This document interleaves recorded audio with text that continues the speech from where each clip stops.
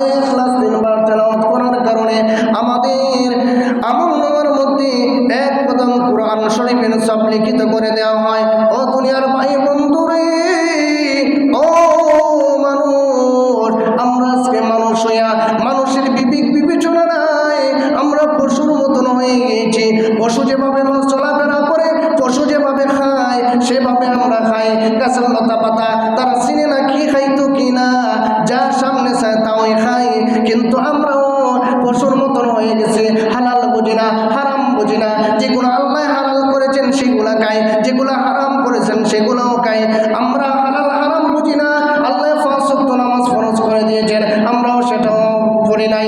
আমরা প্রতি শুক্রবারে জুম্মার নামাজ ফরজ করে দিয়েছেন, আমরা জুম্মার নামাজও পড়তে পারি না। অনেক মানুষ আছে জুম্মার নামাজ পড়ে না, 5 ওয়াক্ত নামাজ পড়ে না। এমন কি বছরে 2টা ঈদ আছে, ঈদের নামাজও পড়তে পারে না। আমরা মুসলমান, আমাদের ধর্ম এক, আমাদের আল্লাহ এক, আমরা শরীক করব না, আল্লাহর সাথে আমরা কখনো শরীক করব না। আমরা যদি শরীক করি না, হাদিস শরীফের মধ্যে আছে 2টা জিনিস যদি আমরা মানি, এক হলো আল্লাহর সাথে শরীক করা, 2 হলো মানুষের হক নষ্ট করা। যারা মানুষের হক নষ্ট করে আর যারা শরীক করে, আল্লাহর সাথে শরীক করে, তারা কখনো আল্লাহর বেহেশতের গন্ধ পাবে না।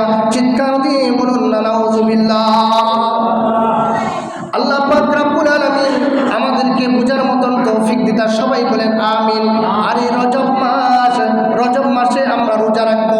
একটা রোজা যদি রাখি তাহলে আমরা একটা রোজা রাখার কারণে 60 বছর নফল নামাজ রাখিয়া যে সব পাইব।